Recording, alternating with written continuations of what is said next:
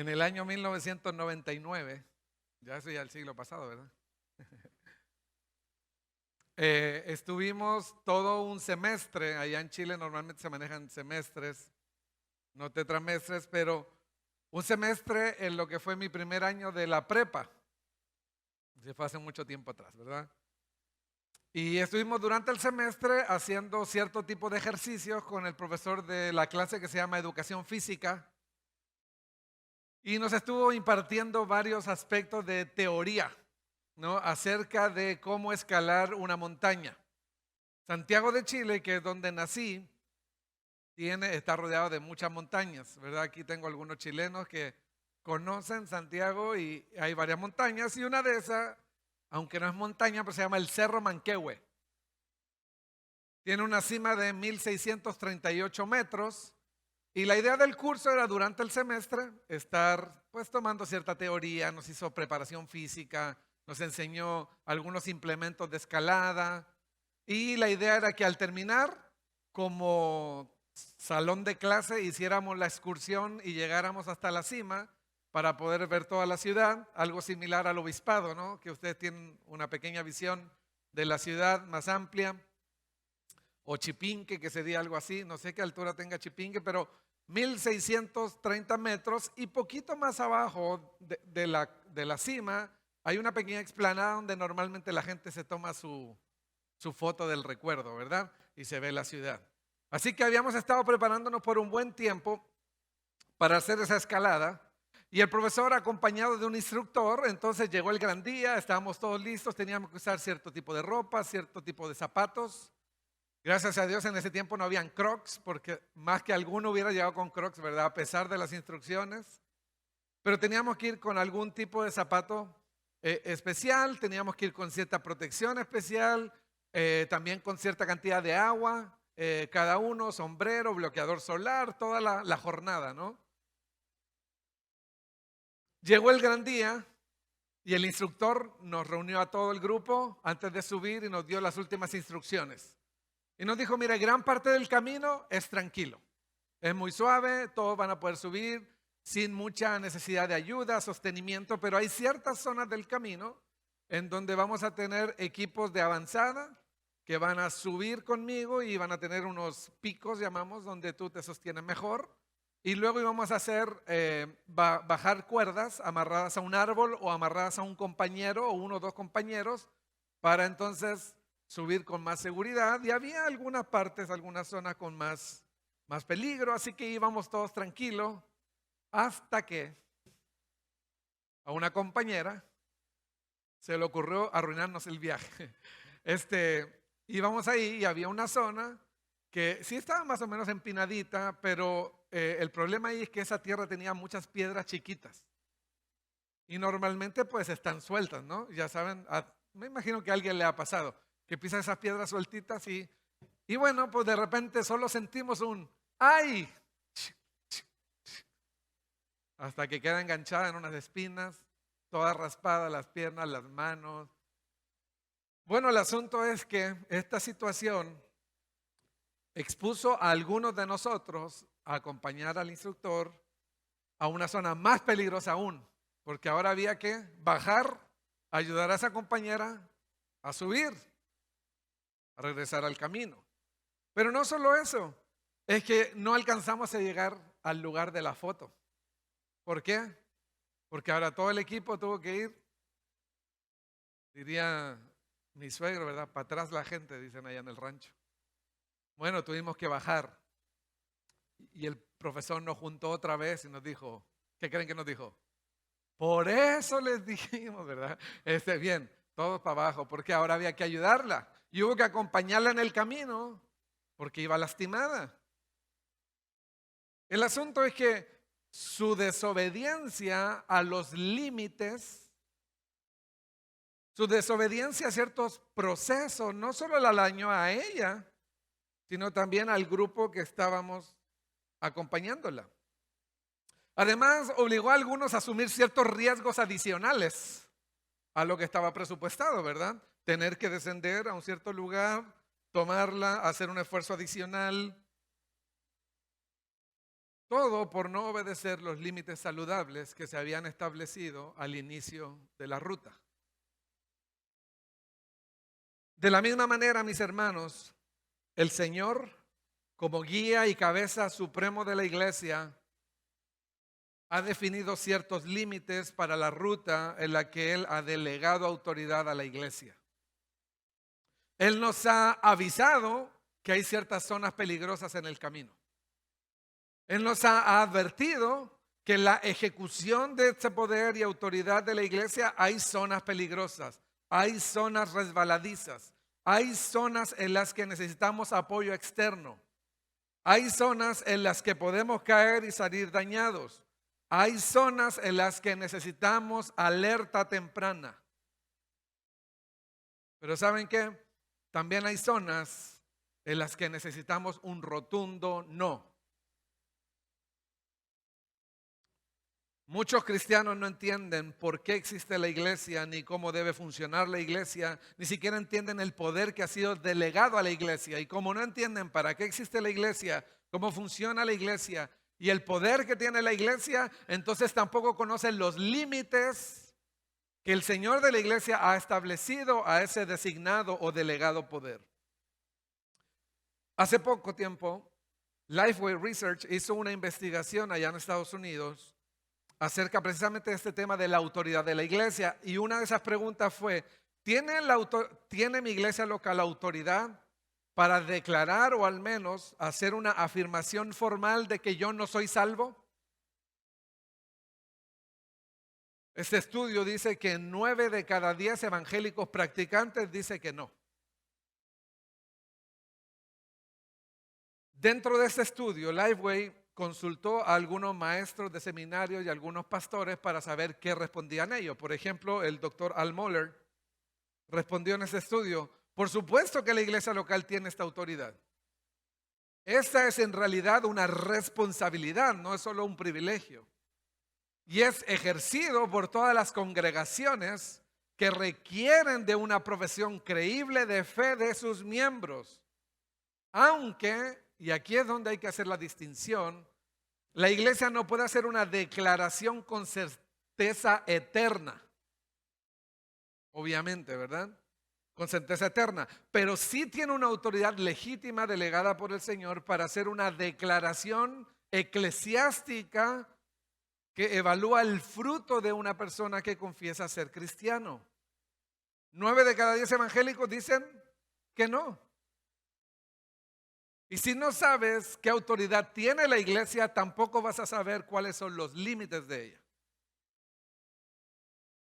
Brad Harper, que es presidente de otra universidad cristiana en Estados Unidos, dice, muchos evangélicos estadounidenses han respondido que no, pero históricamente, y yo añadiría bíblicamente, la iglesia tiene claramente el derecho y la autoridad de decir a alguien que no está viviendo en armonía con el evangelio y separarlos de esa comunidad.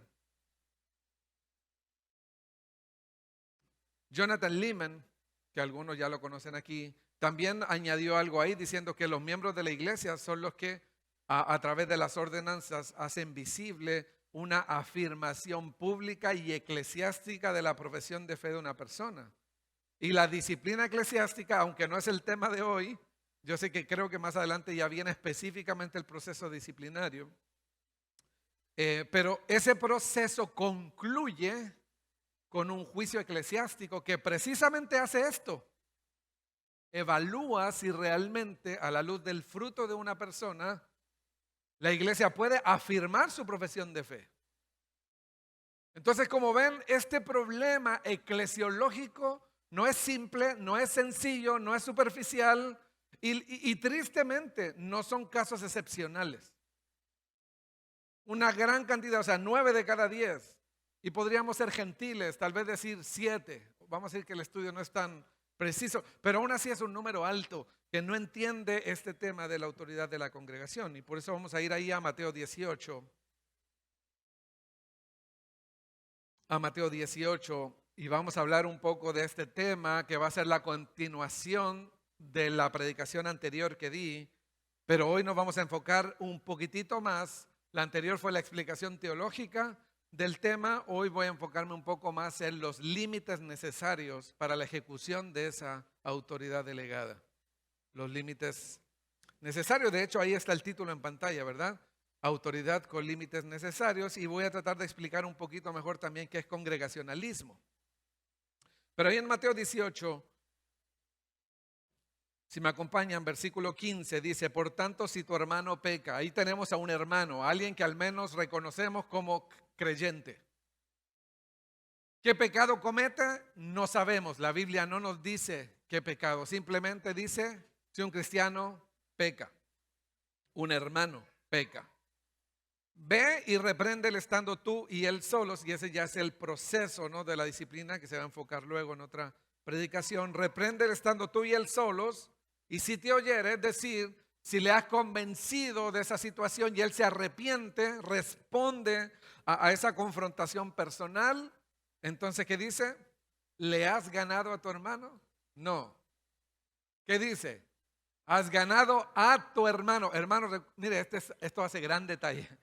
En cualquier proceso de confrontación, la meta es mantener a tu hermano cerca de ti sin que haya ningún pecado no resuelto que distancie su relación. La meta no es solo ganar una argumentación, sino a alguien. Es conservar una relación, una comunión dada por Cristo. No dice le has ganado a tu hermano. Has ganado a tu hermano. Y si no te oyere en esa confrontación individual, toma aún contigo a 1 o 2 testigos, para que en boca de 2 o 3 testigos conste toda palabra. Ahí es muy recomendable que algunos de los líderes, de los ancianos de la iglesia se involucren. ¿De dónde tomamos eso? Gálatas 6. Si alguno es sorprendido en alguna falta, entonces aquellos que son espirituales, maduros, se involucran en la restauración necesaria. Pero si no lo se oyere, ya por segunda vez, entonces dilo a la iglesia. Y estamos hablando ahí de una congregación local. Ahí se refiere a una asamblea de creyentes. Noten que es una comunidad de personas que puede escuchar, porque dice dilo a la iglesia. Y si no oyere a la iglesia, es una comunidad que puede hablar, que puede comunicar. Si no oyere a la iglesia, tenle por gentil y publicano. Y también es clave, versículo 18, de cierto os digo que todo lo que atéis, y habla en plural, a diferencia de Mateo 16, que cuando Jesús usa esta misma analogía de autoridad dada a Pedro y los apóstoles, se habla en singular, todo lo que ates. En Mateo 18 dice todo lo que atéis. Hay un plural aquí que es muy importante. Todo lo que atéis será atado en el cielo, y todo lo que desatéis en la tierra será desatado en el cielo. Y obviamente, como hablamos la vez pasada, no hay ninguna llave que ate y desate. Este es un lenguaje que se refiere a el ejercicio de una autoridad. Y esa autoridad última por Cristo nuestra cabeza fue dada ¿a quién? La última instancia de evaluación en el proceso eclesiástico de una disciplina no son los pastores, sino la iglesia, ¿verdad? Esa es la última. Ahora, una cosa importante aquí en Mateo 18, ¿qué está haciendo la iglesia? Evaluando si el arrepentimiento de esa persona está sucediendo. Y la decisión de la iglesia es esa última fase de llamarle arrepentimiento, o si la persona persiste en su no arrepentimiento, a eso se le llama impenitencia. Si persiste impenitente, entonces la iglesia debe hacer una última declaración de excomunión o excomulgación. El punto de esta mañana, lo que nos convoca es seguir ahondando en el tema de esta autoridad dada por Cristo a la iglesia y los límites de cómo se emplea y ejercita o ejecuta esa autoridad. Entonces quiero proponerles una cosa aquí que tengamos en mente. Y lo primero es que porque la iglesia tiene autoridad delegada por Cristo, y voy a demostrar que lo tiene, primero. Segundo, que la tiene con límites necesarios. Ahora el llamado a toda la iglesia y a ustedes esta mañana es que ejecutemos con fidelidad, sumisión, temor reverente y también con sumo gozo esa autoridad limitada. Yo sé que para nosotros normalmente no es de mucho gozo que nos impongan límites. Pero hermanos, estos límites vienen del Señor del universo, que todo lo sabe y todo lo conoce, que rescató a su propia iglesia con su propia sangre, que ama profundamente a su pueblo. Y por eso es que deberíamos aceptar estos límites y practicar estos límites con sumo gozo. Porque vienen de la mente del Dios eterno que todo lo conoce y que le hace bien a su pueblo. Así como muchas veces tú como padre estableces límites a tus hijos, mucho más nuestro Padre Celestial. Deberíamos recibir esos límites con sumo gozo porque son para nuestro bien. Ahora, en primer lugar, y antes de entrar directo aquí, si me ayudan ahí en la presentación, solo quiero repasar esta imagen que fue con la que concluimos la predicación pasada sobre el tema.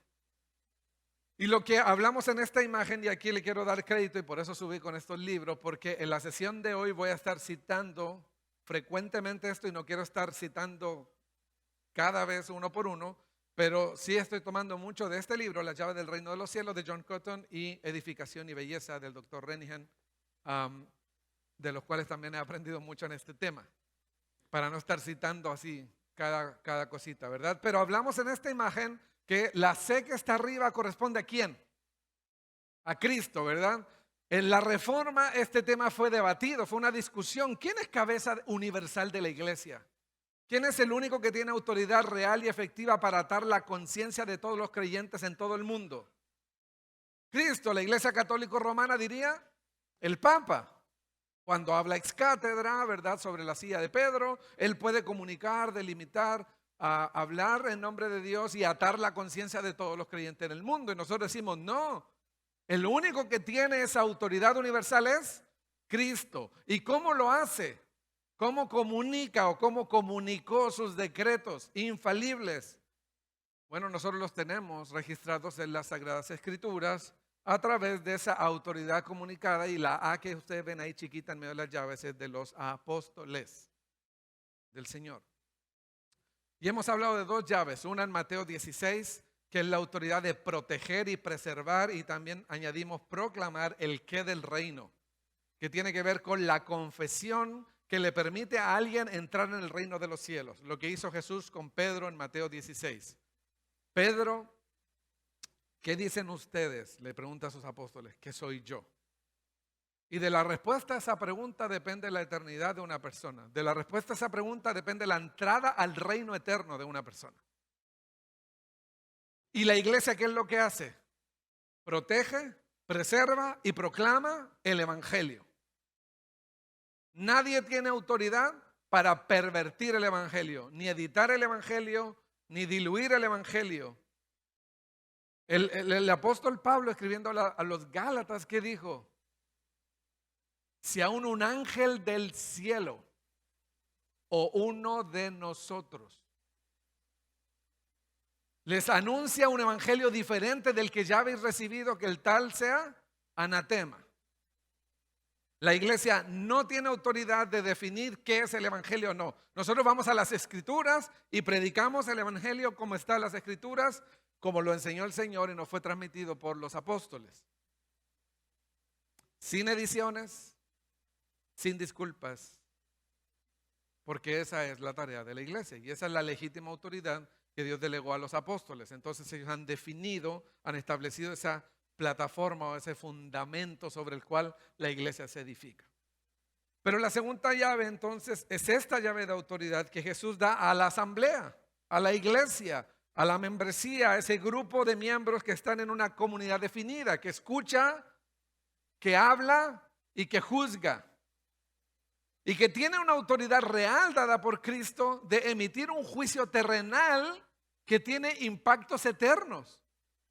Lo que la iglesia ata en la tierra, no solo lo ata en la tierra. Y hermanos, esto tiene que hacernos temblar. Porque esta autoridad no es un juego. Es delegada por Cristo, pero debe ser usada para la gloria de Dios y en los términos de Cristo nuestra cabeza. Esta autoridad entonces aquí en Mateo 18, la discusión no es la profesión de fe de la persona, como sí fue en Mateo 16. Unos decían Jesús es un profeta, es Juan el Bautista. No, ahí están discutiendo el tema del evangelio, el qué del reino, la confesión que permita a una persona entrar en el reino. En Mateo 18 no estamos evaluando su confesión teológica, estamos ¿qué evaluando? Si el fruto de su vida es de acuerdo a su profesión. Y me encanta, porque el Señor es todo sabio, que en versículo 15 no nos da una lista de pecados específica. No nos dice, si tu hermano fornica, roba, adultera o esto, entonces téngale por gentil y publicano. No. Simplemente nos dice si tu hermano peca. ¿Qué pecado fue aquí? No sabemos. Porque hermanos, el punto de Mateo 18 no es tanto decir, mira, este pecado lo cometen los cristianos, este pecado lo cometen los falsos convertidos. No. Lo que hace la distinción total aquí es tu actitud frente al pecado cometido. Lo que estamos buscando en la vida de esa persona, de ese confesante, es arrepentimiento. Y un fruto de arrepentimiento que glorifique al Señor y que sea genuino de acuerdo a su confesión. Eso es todo lo que queremos ver. Y es interesante cómo Dios usa a personas comunes para lograr eso. Llama a cristianos comunes a hablar con tu hermano personalmente. No dice, mira, llama a los más expertos. La semana pasada el hermano Arturo nos hablaba de la consejería, ¿no? Y a veces hay ese mismo error. Ahora, hay temas claramente que necesitamos gente con mucha expertise para poder aconsejar. Pero eso no ignora el principio aquí. Dios usa a personas comunes, Dios usa a su pueblo. Toma a 2 o 3 testigos y luego a la iglesia. Así que este poder dado a la iglesia, ahora, ¿cómo se ejecuta en la práctica? Porque todos diríamos, bueno, bíblicamente. Sí, hermano, pero hay diferencias teológicas legítimas entre hermanos de diferentes confesiones. E incluso podemos estar de acuerdo en los términos generales, pero todavía hay matices específicos en los que incluso entre hermanos bautistas hay diferencias. Y eso es parte legítimo. Si el Señor hubiera querido darnos un apéndice, yo creo que todos los que hemos sido pastores nos encantaría que en 2 Timoteo viniera apéndice para bodas, apéndice para consejería prematrimonial, apéndice, no, pero no, así no es. Y esto, hermanos, al mismo tiempo es una buena noticia. Uno diría, Señor, resuélvenos el tema, danos un apéndice. Pero ¿sabes por qué el Señor no lo hace o no lo hizo con tanto detalle y escrutinio? Primero porque su iglesia es muy diversa. Y hay que aceptar y valorar esa diversidad de la iglesia de Dios en todo el mundo.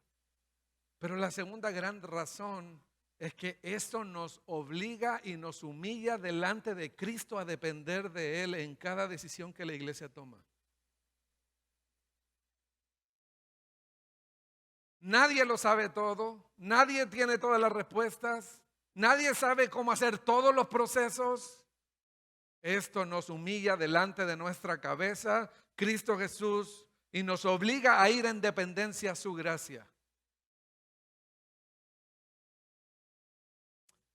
Entonces, ¿quién gobierna la iglesia? Sabemos que es Cristo, pero ¿cómo la ejecuta? A través de un poder delegado a los pastores o los ancianos, que explicamos que es un poder o un gobierno ministerial.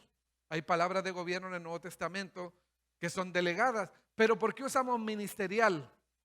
Para hacer una clara distinción, y ese es el punto al que voy a desarrollar el resto del tiempo hoy. Como primer punto hoy vamos a ver una distinción de poder y autoridad en la iglesia que es necesaria. Hay una distinción de poder.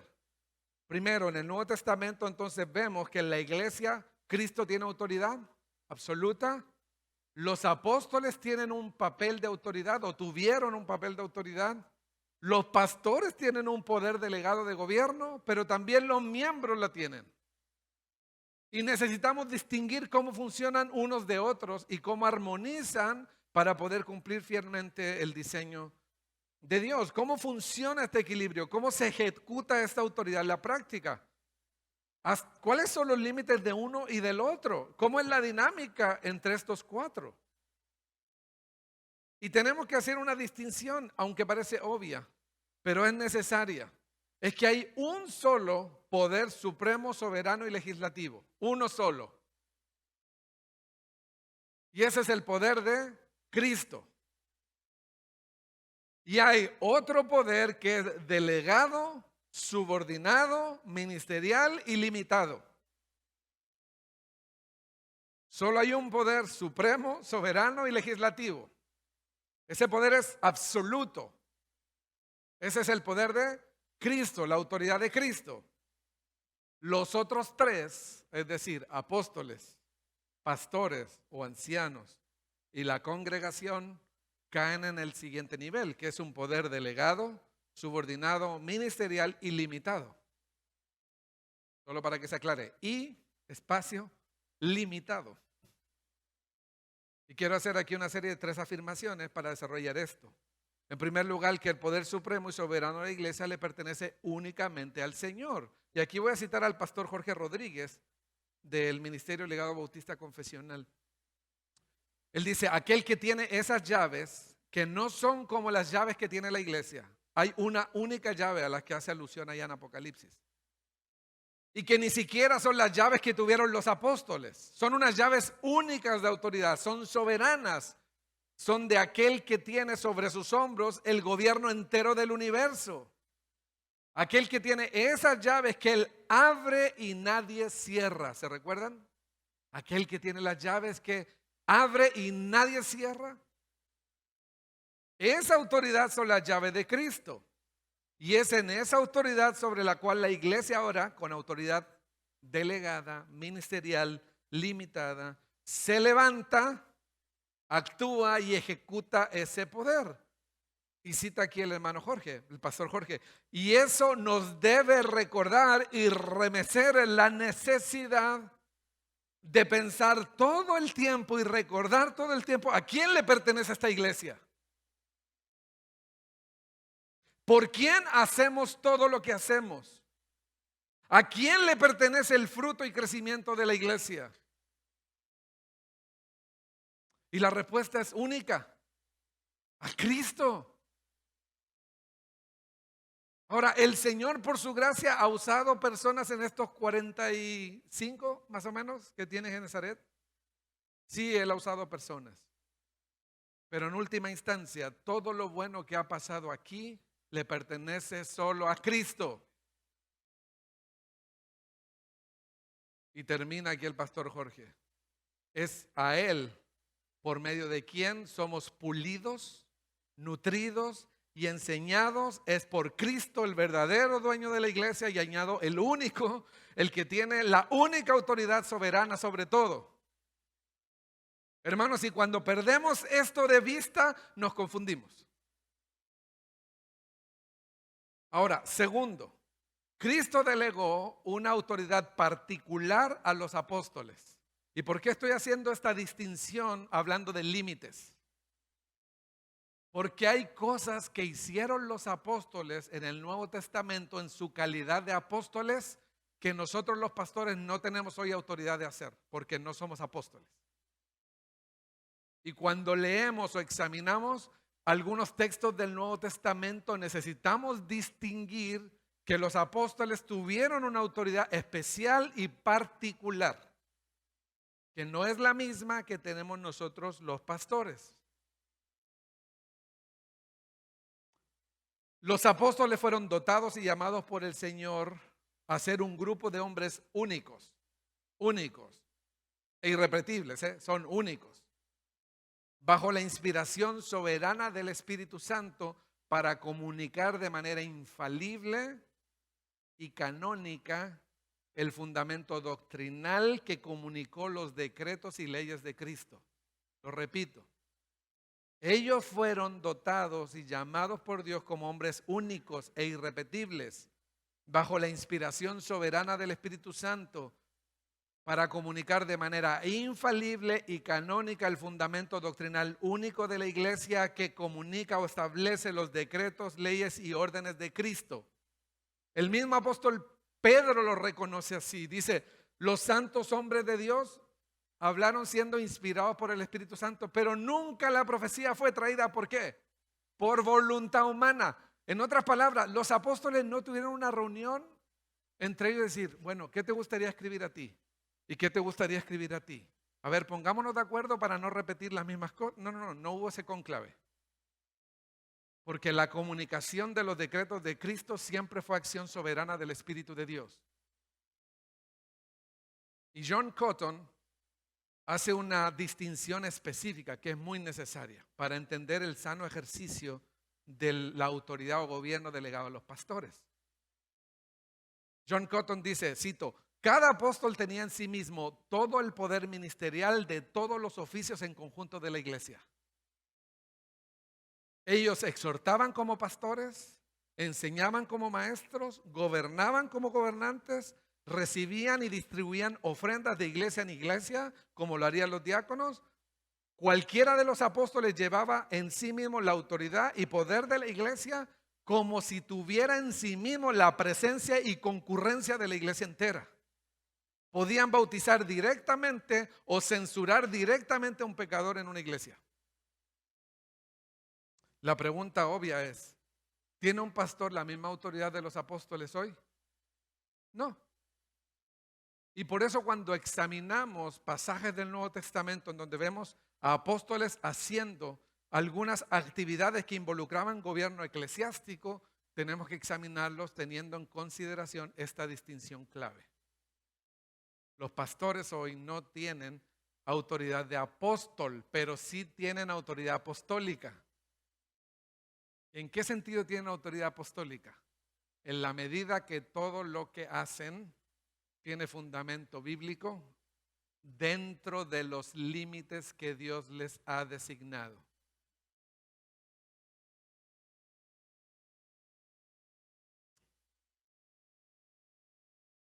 El doctor Kevin Bowder, que tiene un libro de distintivos bautistas, también dice, los bautistas y otros que favorecen la forma de gobierno congregacional, creemos que los apóstoles tenían autoridad de dar órdenes a las iglesias, exigirles obediencia, pero hoy en día la única autoridad apostólica que media entre los pastores y la congregación son las escrituras.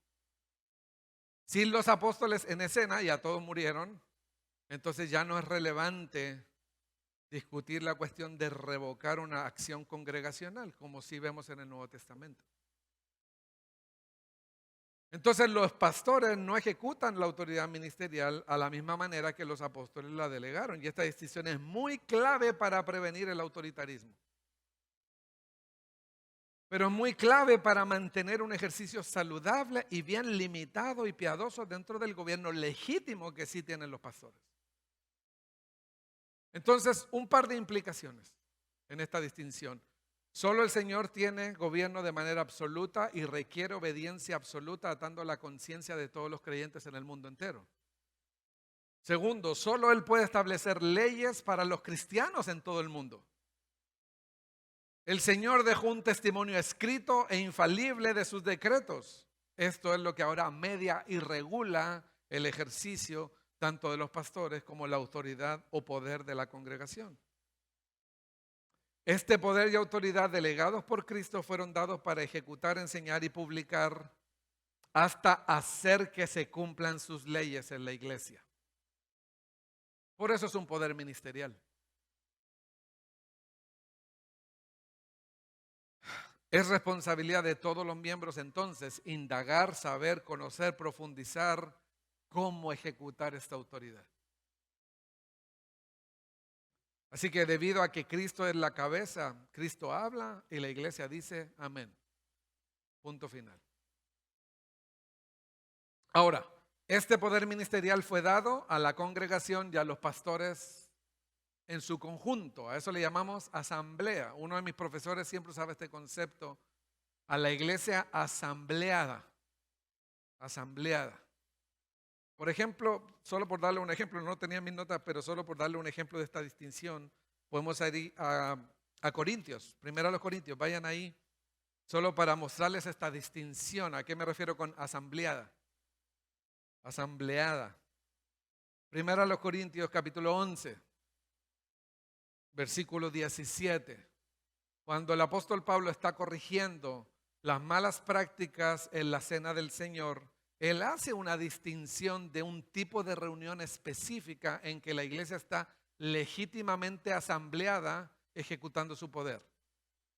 Hay un tipo de reunión específica donde la iglesia está legítimamente asambleada ejecutando su autoridad. Primero a los Corintios 11, 17 dice: pero al anunciaros esto que sigue, no os alabo, porque no os congregáis para lo mejor, sino para lo peor. Habla de una reunión, se congregan. Pues en primer lugar, noten ahora, cuando os reunís como iglesia, oigo que hay entre vosotros divisiones y en parte lo creo. Entonces pregunta, ¿se pueden juntar 4 familias de Genesaret a comer en una casa?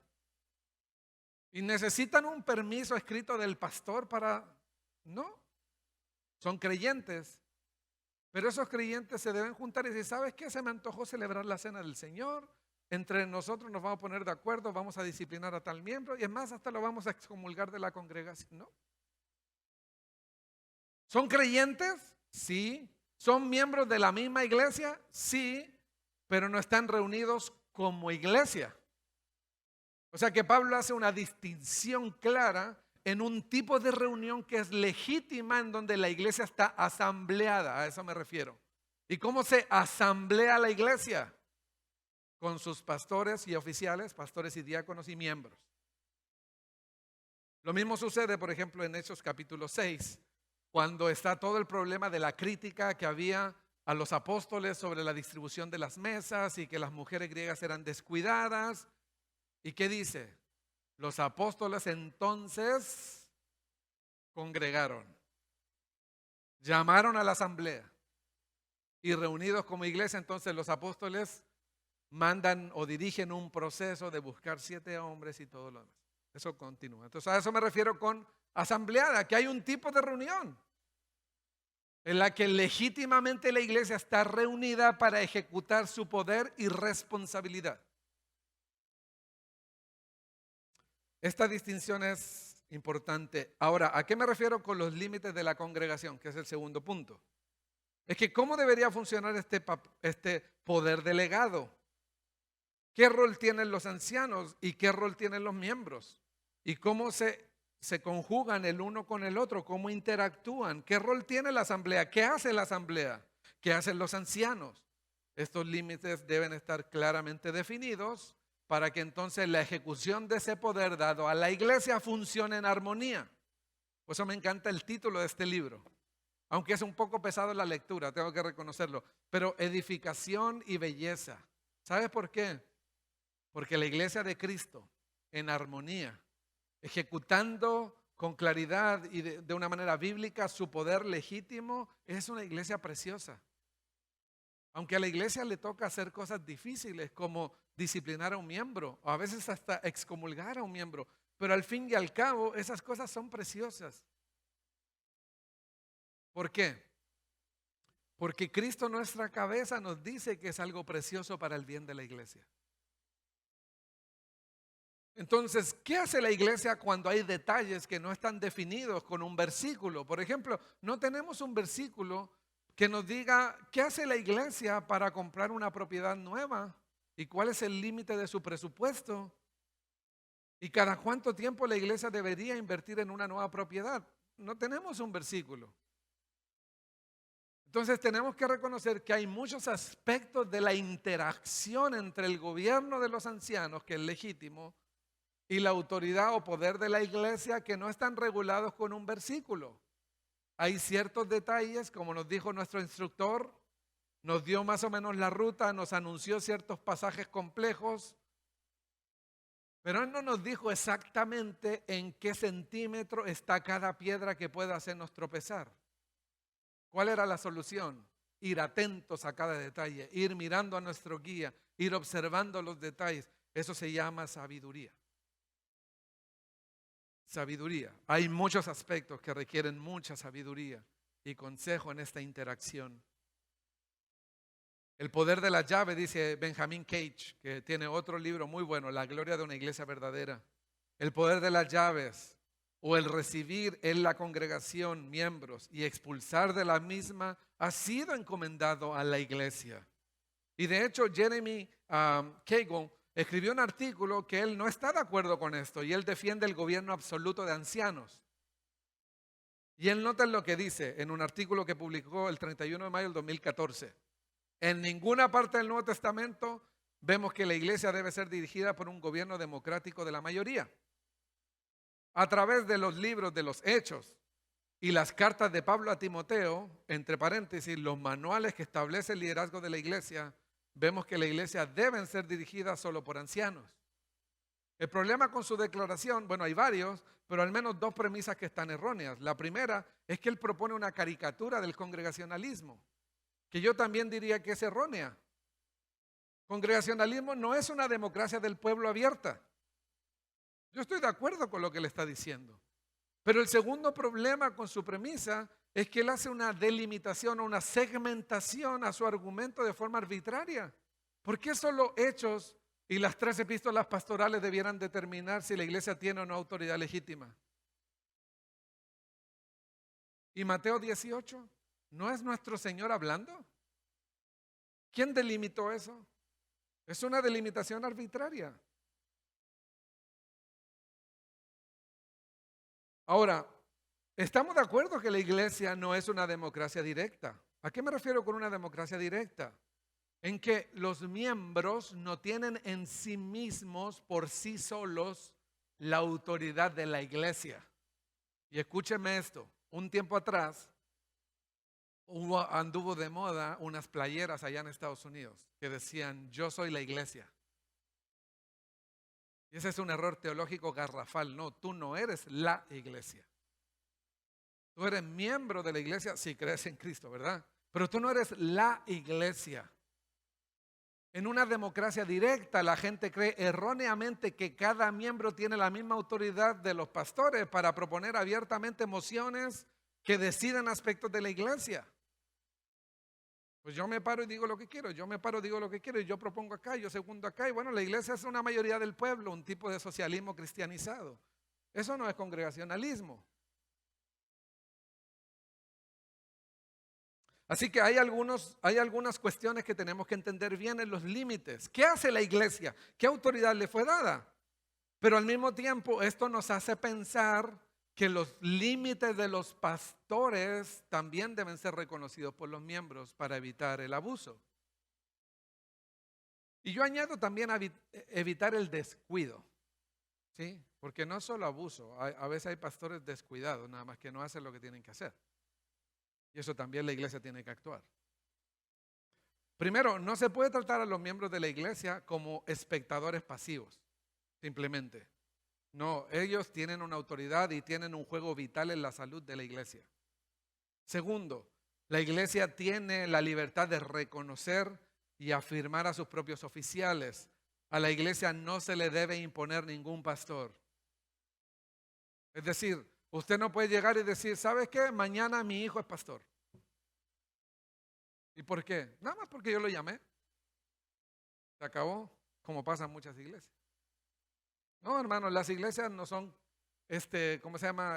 Una sucesión así de herencia familiar.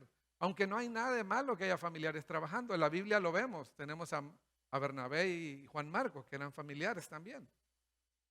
El asunto es quién tiene la autoridad para tomar esa decisión. No se le debe imponer un líder así simplemente porque a alguien se le ocurre.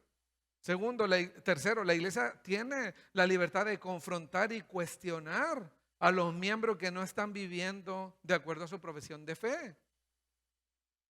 La iglesia tiene autoridad de decirle que no a alguien que postula a ser miembro. Si alguien dice, yo me quiero hacer miembro y quiero tomar la cena del Señor en esta iglesia, y nosotros sabemos que está viviendo en contra de la fe o que no tiene una profesión doctrinal apropiada, la iglesia tiene la autoridad de decirle que no. Y la iglesia tiene la responsabilidad de examinar esa profesión. Así que a la iglesia no se le puede imponer miembros, no se le puede imponer pastores, no se le puede imponer diáconos, pero la iglesia también tiene la libertad y poder de excomulgar en última instancia la evaluación final o definitiva de un proceso disciplinario de un miembro que mantiene su postura de no arrepentimiento. Pero quiero añadir una cosa más. La iglesia tiene el poder de demandar que sus pastores ejecuten bíblicamente la autoridad que la iglesia les confió, que Cristo les confió. Y la iglesia, en nombre de Cristo, tiene que actuar para el cuidado del alma de sus pastores. Les doy un ejemplo sencillo, un ejemplo práctico. Vamos a Corintios. Ahí está en 2 Corintios capítulo 8. Y quiero que vean aquí a una iglesia actuando activamente para cuidar el testimonio de Pablo. 2 Corintios capítulo 8. 2 Corintios capítulo 8 versículo 16 dice: pero gracias a Dios que puso en el corazón de Tito la misma solicitud por vosotros. Pues a la verdad recibió la exhortación, pero estando también muy solícito por su propia voluntad, partió para ir a vosotros. Y enviamos juntamente con él, o sea, a Tito, y juntamente con Tito, ¿a quién? Al hermano cuya alabanza en el evangelio se oye por todas las iglesias. O sea, un hermano básicamente de buen testimonio público. Lo enviamos junto con Tito, pero ahora escuchen esto. Y no solo esto, sino que también fue designado ¿por quién? Por las iglesias como compañero de nuestra peregrinación para llevar este donativo que es administrado por nosotros para gloria del Señor mismo y para demostrar vuestra buena voluntad. Entonces dice: hermanos, tenemos una ofrenda enorme y la tenemos que llevar y administrar. Está en nuestras manos. Queremos hacerlo para la gloria del Señor y demostrar la buena voluntad de ustedes, esa generosidad. Gloria a Dios. Pero ¿qué hizo la iglesia? Designó un testigo que iba con Pablo. Ahora, Pablo no debió haberles dicho: ¿y ustedes qué se creen para cuestionarme? ¿Y ustedes qué se creen para desconfiar de mí? ¿Cuántos de ustedes desconfiarían de Pablo? Pero noten, gracias a Dios, que el siguiente versículo nos explica por qué la iglesia hizo esta decisión. Versículo 20. Evitando así que nadie nos censure en cuanto a esta ofrenda abundante que administramos, procurando hacer todas las cosas honradamente, no solo delante del Señor, sino también delante de los hombres. ¿Qué está haciendo la iglesia con Pablo? Pablo, no estamos poniendo a alguien allí porque desconfiamos de ti. Lo estamos haciendo por el bien de tu alma, para que no haya nadie que censure tu ministerio. Para que no haya siquiera un lugar, un espacio para alguien pudiera decir: ¿y si Pablo se está robando las ofrendas? La iglesia sí tiene la libertad y poder para recibir a sus miembros, excomulgarlos en una fase final de disciplina, para reconocer y afirmar a sus pastores y diáconos, pero también para demandar que sus pastores ejecuten piadosamente la autoridad. Y aquí añado una cosa más. Hermanos, una iglesia que entiende la membresía y entiende los límites de la autoridad también va a ser activa en cuidar el bien del alma de sus pastores. ¿Cómo? Estableciendo protocolos, estableciendo lineamientos, poniendo cuerdas, comprando picos, poniéndote cuerdas alrededor. ¿Por qué?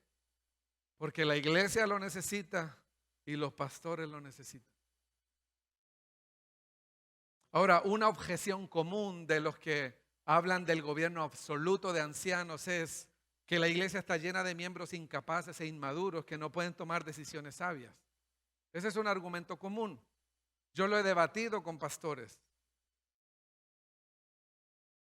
Aquí voy a citar a un pastor y no voy a decir el nombre, pero él precisamente tiene esta postura y dice: en verdad que las ovejas son animales bien tontos.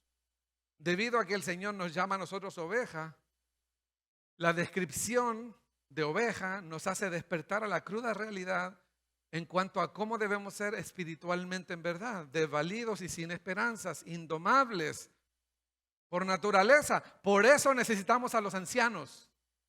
Yo diría, amén, sí necesitamos los ancianos. Pero la pregunta es, ¿los ancianos no caen dentro de esa misma definición? Entonces, extrañamente esta persona dice, en las iglesias hay inmaduros que no pueden tomar decisiones sabias.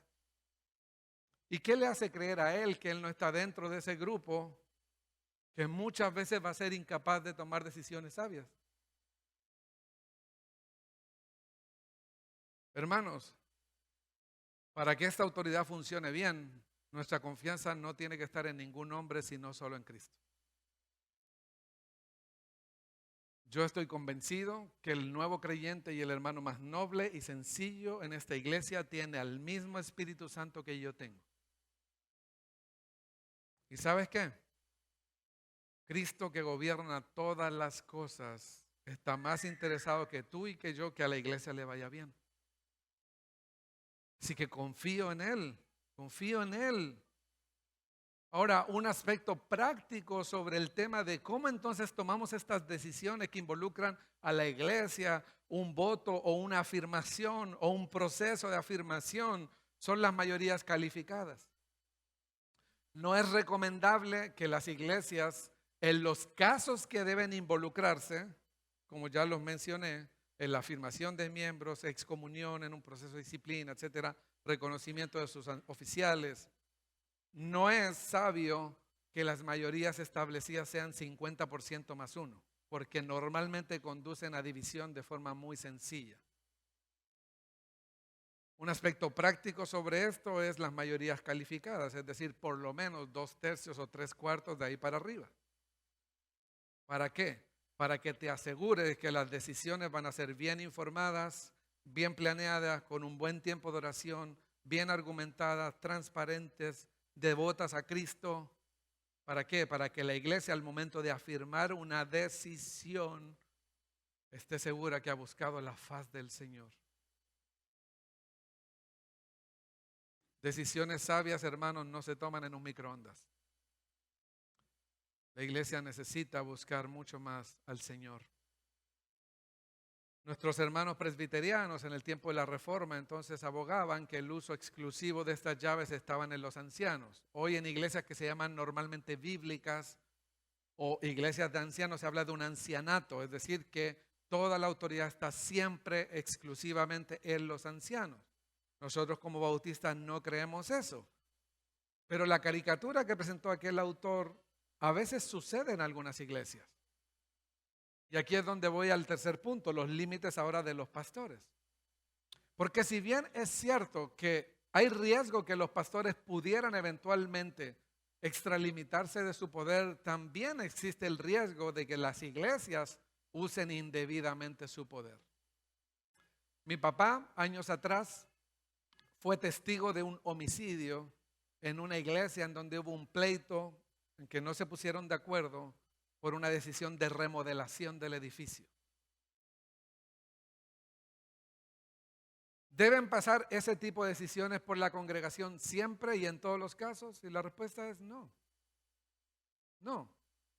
¿Por qué? Porque la iglesia ha delegado y Cristo ha delegado un poder legítimo de gobierno en sus pastores. Y hermanos, es cierto que a veces ese gobierno se puede distorsionar, eso es cierto. Pero tampoco es saludable cuando hay cristianos que no pueden confiar en nadie. Eso habla mal, algo que no está bien calibrado en tu corazón. Cuando tú dices, yo no confío en nadie. Es imposible porque no puede funcionar la autoridad así. Pero queridos, también es peligroso cuando hay una confianza ciega.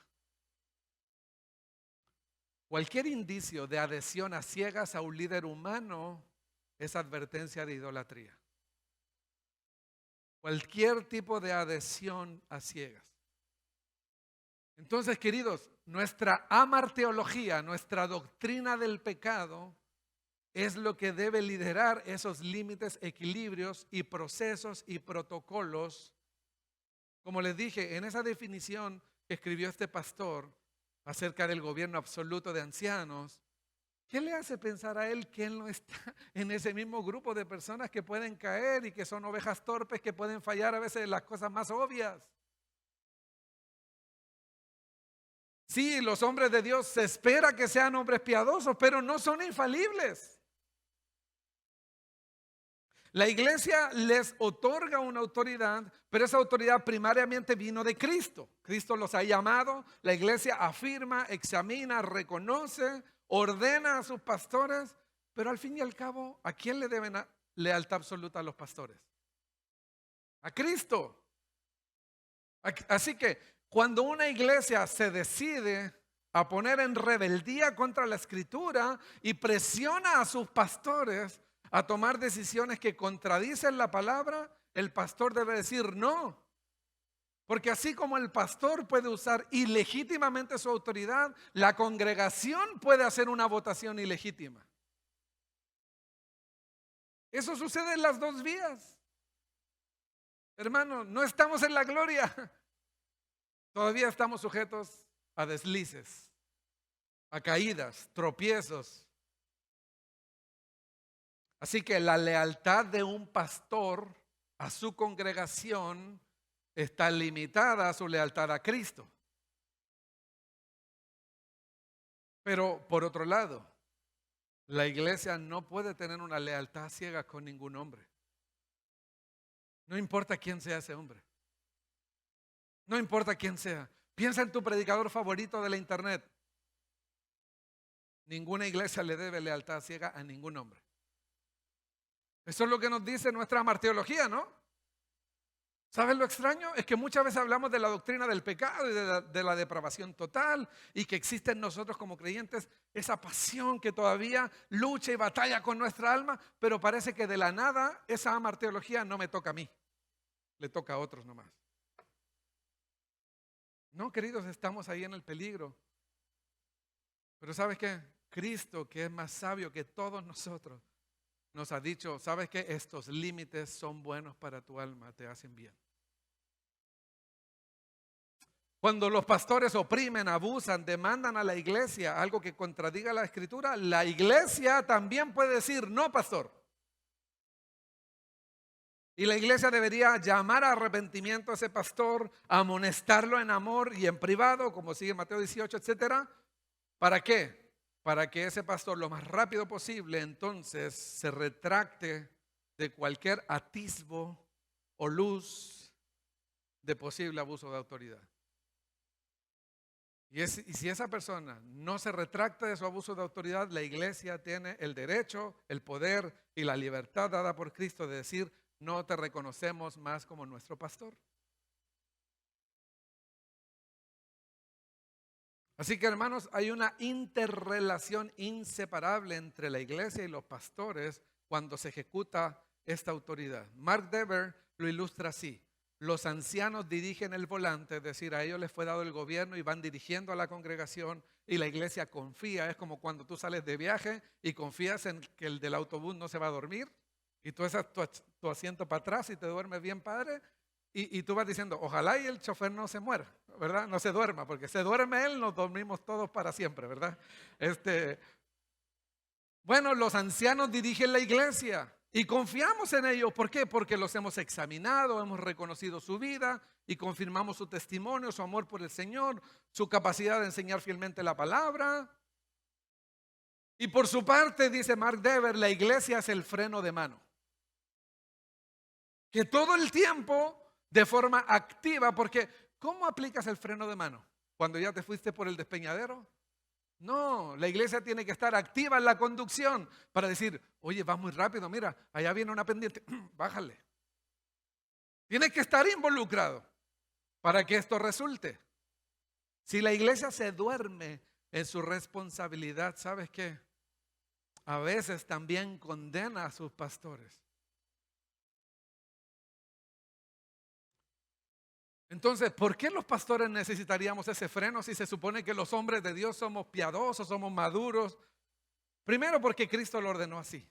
Cristo le dio autoridad a la iglesia completa, no solo a los pastores.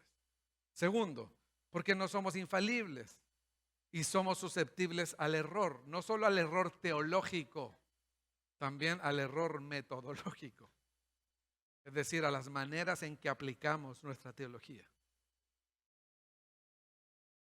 Nuestra amarteología, es decir, nuestra doctrina del pecado, entonces debería impulsarnos a una sumisión voluntaria unos a otros. Y sí, podríamos tener una doctrina del pecado muy bien definida, pero en la práctica creer que somos infalibles. En ese autoengaño estamos todos. Por eso la Biblia, incluso cuando nos dice que cuando disciplinas a otro hermano en Gálatas 6, ¿qué dice? Pero hazlo con humildad, no sea que tú también seas tentado. Eso nos toca a todos, mis hermanos. Todos tenemos una tendencia pecaminosa de o abusar la autoridad o descuidar la autoridad, sea por ignorancia, o sea por rebeldía, o sea por manipulación, o sea por malas motivaciones, o sea por conflictos de interés. Todos tenemos esa capacidad de distorsionar el ejercicio legítimo de la autoridad dada por Cristo. ¿Por qué necesitamos límites? Porque lo más sabio es que vayamos juntos con otros hombres de Dios, a los que podamos en dependencia de Cristo rendirles cuenta de manera efectiva de nuestra vida. ¿Por qué? Porque un líder incuestionable tarde o temprano termina haciendo cosas cuestionables. Porque hay una distinción entre el honor que las ovejas le deben a sus pastores contra un tipo de lealtad a ciega. Esa lealtad ciega, mi querido hermano, mis queridos hermanos, no solo es un peligro para el alma de los pastores, es un peligro para la iglesia entera. Y como decía Lord Acton en su famosa frase, su famosa carta, el poder tiende a corromper y el absoluto poder corrompe absolutamente. Así que Benjamin Cage nos recuerda esto de que la administración de este poder tiene límites y hay una interacción que necesita ser regulada de forma clara, bíblica, consistente, pero también revisable. ¿Qué significa esto?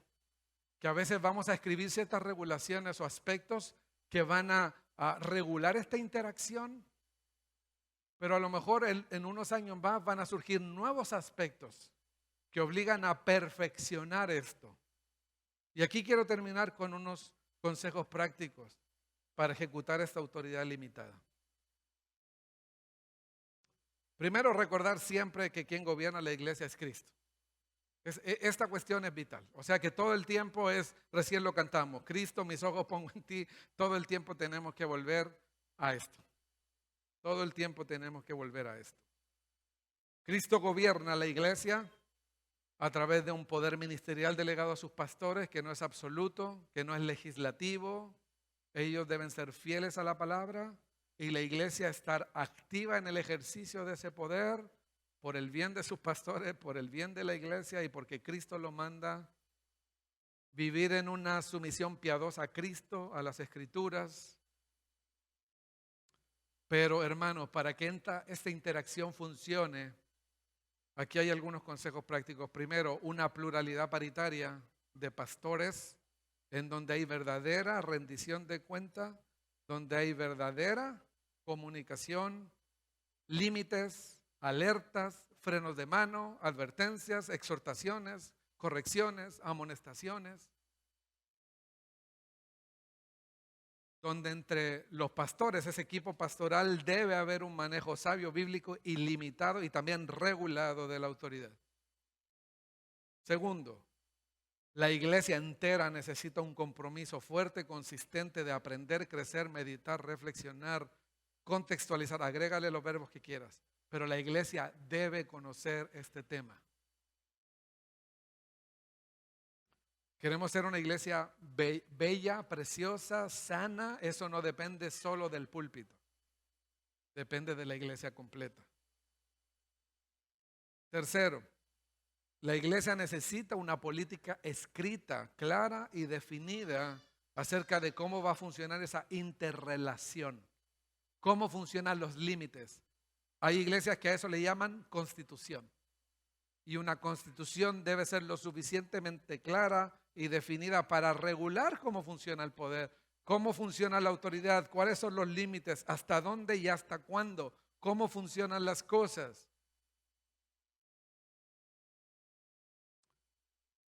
Este documento, cuarto lugar, obviamente no es inspirado. A lo mejor tú dices, pero Nelson, eso no está en la Biblia. Bueno, no es inspirado, pero debe reflejar en la mejor medida posible los límites y la piedad bíblica. ¿Por qué escribimos esto? No porque la Biblia es insuficiente. Lo hacemos porque nosotros somos insuficientes.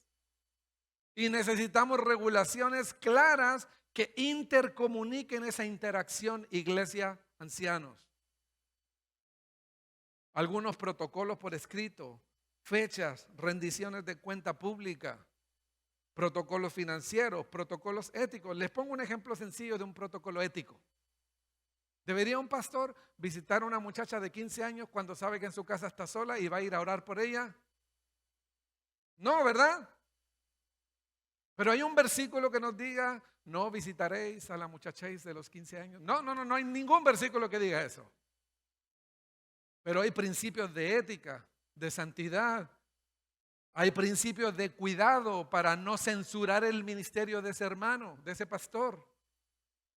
Entonces podemos hacer una política ética sobre la consejería, los términos de la consejería, no sé, el conflicto de interés. Hay muchas áreas en las que necesitamos protocolos escritos definidos que ayuden a la iglesia a mantener su belleza. Este documento debe ser perfectible. Cada cierto tiempo hay que revisarlo y reevaluarlo y añadirle sabiduría y aprender de otras iglesias. Debe ser mejorable. Debe estar sujeto al escrutinio bíblico. No es el documento último. Al fin y al cabo, si el documento está mal escrito, vamos a ir a la Biblia, ¿no? Pero debe ser perfectible. Otro ejemplo. En nuestra iglesia antes la definición del matrimonio solamente decía es la unión de dos personas que se aman.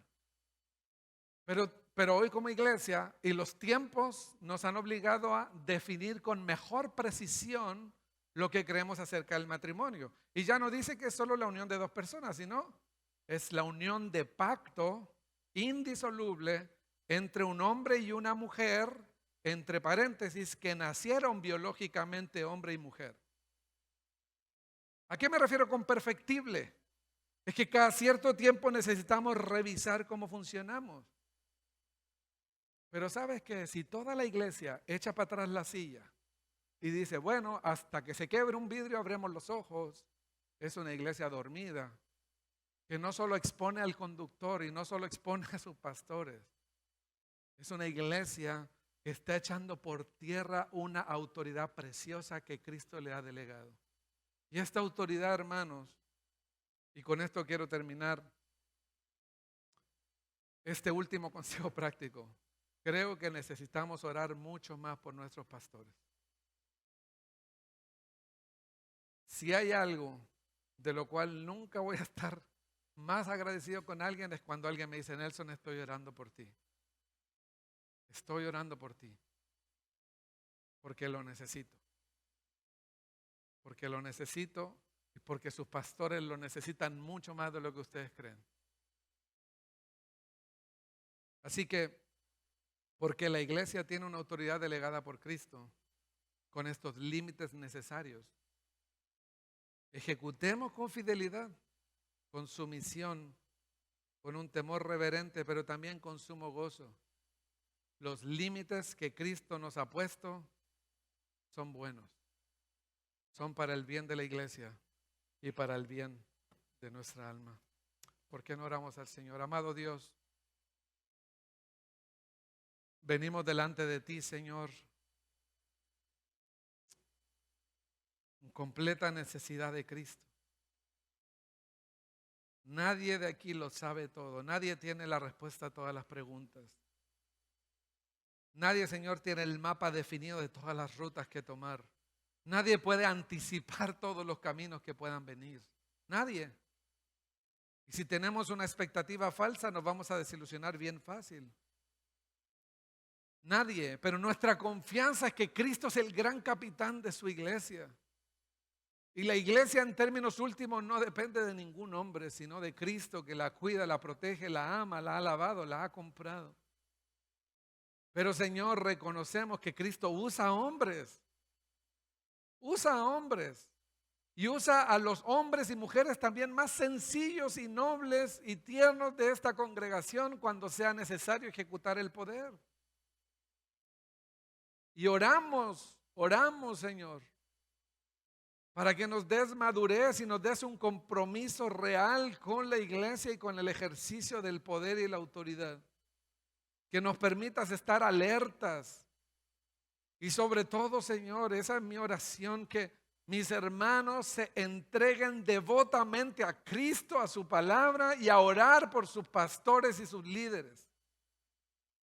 Porque lo necesitamos mucho más de lo que a veces nos atrevemos a confesar. Y oro, Señor, también de una forma muy particular y personal, que haya una evidencia muy clara a los ojos de muchos, que la presencia de Cristo y del Santo Espíritu está con esta congregación.